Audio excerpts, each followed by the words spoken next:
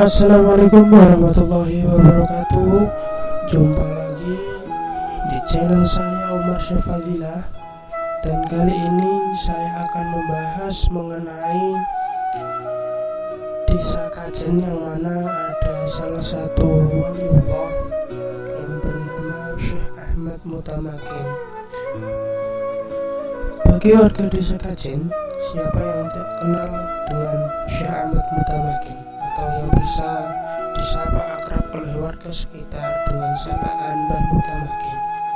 Sosok yang fakih, yang disegani karena memiliki pandangan yang luas dan mendalam terhadap agama.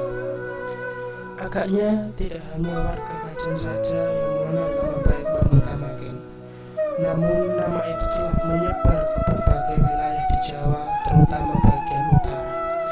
Mengingat bahwa beliau semasa hidupnya dulu adalah seorang pendakwah Islam yang berasal dari desa Jebule, atau yang bisa disebut sekarang desa Winong, yang ada di Tuban, Jawa Timur.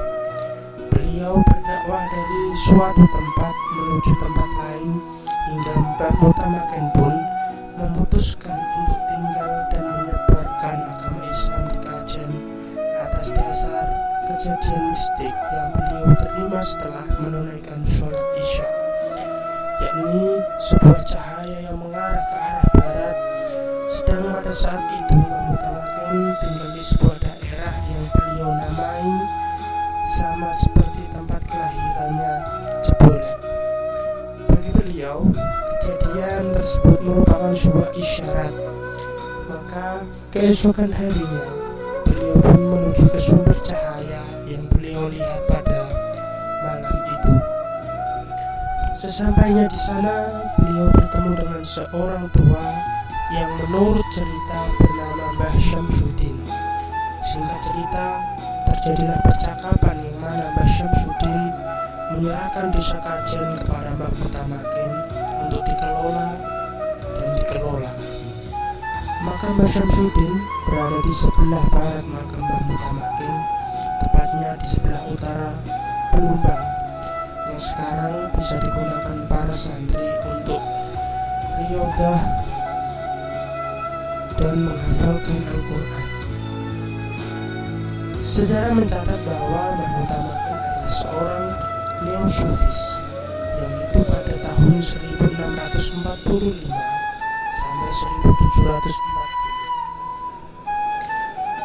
Kebesaran beliau ditunjang oleh beberapa data sejarah yang menyatakan bahwa beliau adalah seorang wali khairul adah, atau tidak seperti kebiasaan manusia pada umumnya.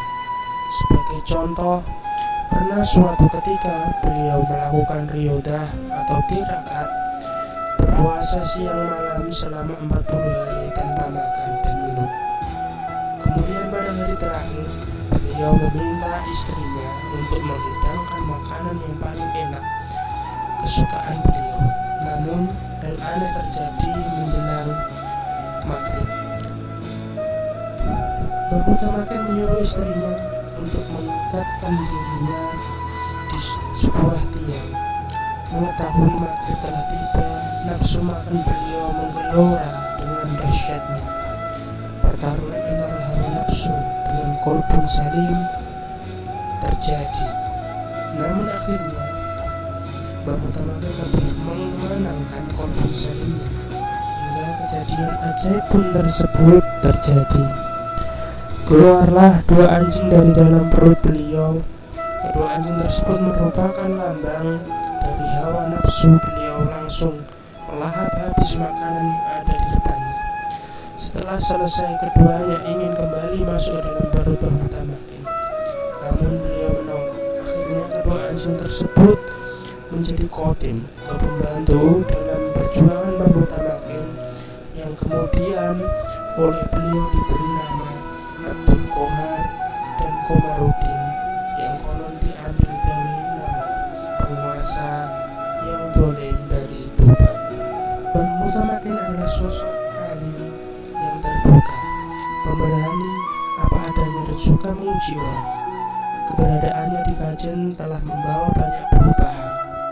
beliau merupakan perintis dari pendirinya pesantren dan penyebaran agama Islam di wilayahnya. Perjuangan dan ajaran beliau sampai sekarang diyakini dan dipegang teguh oleh keturunan dan para pengikutnya. Pengaruh beliau masih dapat disarankan sampai sekarang. Layaknya sebagai tanah perdikan pada zaman itu yang dibebaskan dari pembiayaan pajak, Kajen sekarang adalah tanah pendidikan yang menjadi alternatif dari pendidikan nasional yang ada di Kajen. Dengan daya tarik dan berbagai kelebihannya, ingin menyampaikan bahwa secara independensinya sebagai tanah perdikan tidak sekedar mandiri dalam arti sempit yang mengelola kehidupannya sendiri. Namun, lebih dari itu, Kajen adalah sebuah desa yang senantiasa mengikuti perkembangan yang terjadi tanpa menghilangkan nilai lokalitas yang dimilikinya. Pembangunan bukan berarti merubah segala sesuatu dengan menghancurkan yang lama, tapi pembangunan adalah suatu usaha untuk memahami jati diri dan potensi yang disesuaikan dengan kebutuhan demi kemaslahatan dan kebahagiaan baik di dunia maupun di akhirat.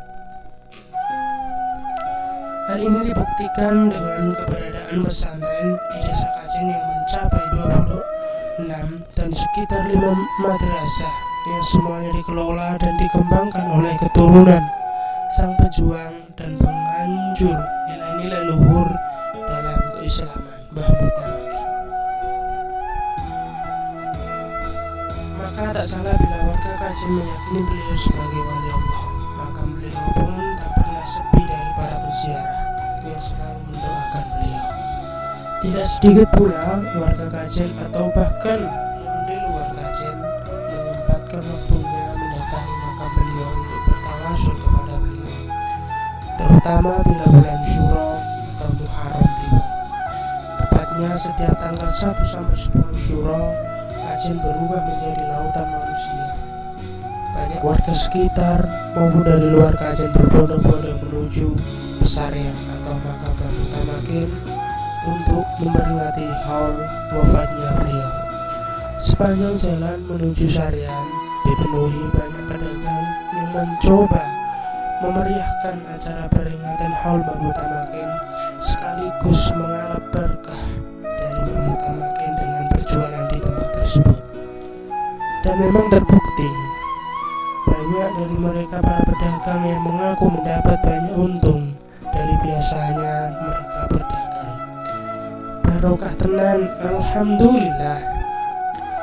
Dapat banyak untung dari biasanya saya dagang di sini, ujar salah satu pedagang baju sekitar makam. Lain halnya dengan pedagang pentol bakso Unyil yang mengaku memang menaikkan harga jual barang dagangnya menjelang kedatangan bulan Syuro. Mereka menaikkan harga dengan alasan bahan-bahan dasar yang semakin naik, dan memang waktu-waktu Syuro merupakan kesempatan emas untuk meraih untung sebesar-besarnya. Seakan tidak mau kalah, beberapa sekolah di sekitar pun mengadakan karnaval drum band demi memeriahkan acara haul. Hal tersebut merupakan rutinitas setiap tahunnya yang terjadi atau yang menjadi ciri khas Kajen. Rutinitas lainnya seperti pergantian kelambu, pelelangan kelambu, tahtiman masal yang juga dihadiri para kiai dan para sesepuh Kajen. Tidak ketinggalan pula pembacaan manaqib sebagai penutup acara.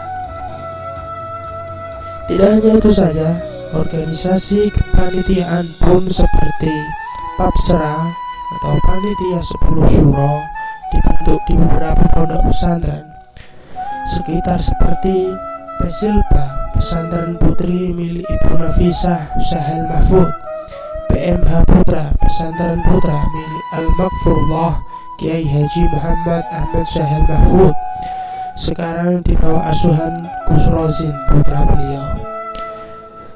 kami menyambut para alumni baik kalangan dekat maupun jauh yang berdatangan untuk ikut serta dalam memperingati Haul Mahmudamakin. Begitulah kajian dengan segudang kisah perjuangan sang waliullah Syekh Ahmad Mutamakin. Wallahu a'lam bishawab. Allahumma fi'il aqwamit thoriq. Assalamualaikum warahmatullahi ta'ala wabarakatuh.